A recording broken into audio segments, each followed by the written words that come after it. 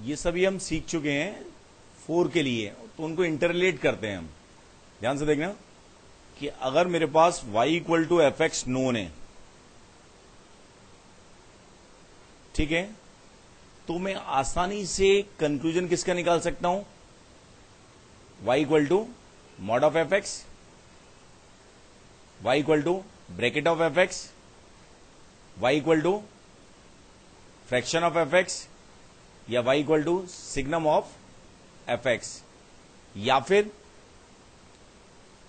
ध्यान से देखना, ऐसे आप पहले समझ लीजिए कि अगर y equal to F X known है तो हम आसानी से कंक्लूजन निकाल सकते हैं किसके बारे में? y equal to mod of F X. इसको देखते ही सब रिवाइज होना चाहिए। या y equal to bracket F X bracket GIF है, या y equal to fraction F X,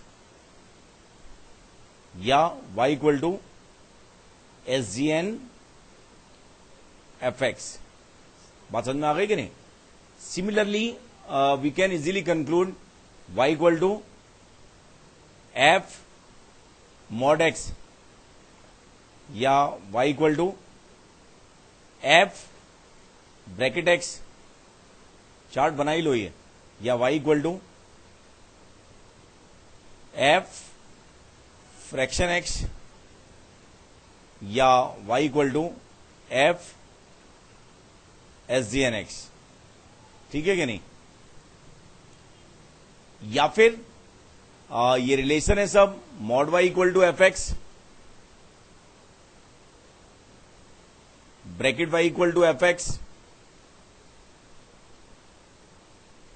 fraction y equal to F X, and SGN y equal to F X. तो ये 12 तो हमें डायरेक्टली आना ही चाहिए, साथ में इनके कॉम्बिनेशंस भी आपस में भी हो सकते हैं। तो इतनी अंडरस्टैंडिंग होगी तो कॉम्बिनेशन भी आप आसानी से कर पाएंगे। बात समझ में आ रही है कि नहीं? ठीक है कि नहीं?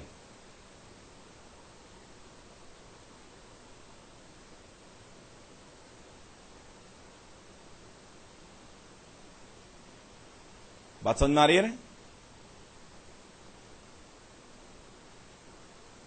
इन सबके लिए क्या वैलिड है? जो कैटेगरी 3 है, कैसे अप्रोच किया था मैंने? Mod y equal to F X को कैसे अप्रोच किया था? The relation mod y equal to F X is defined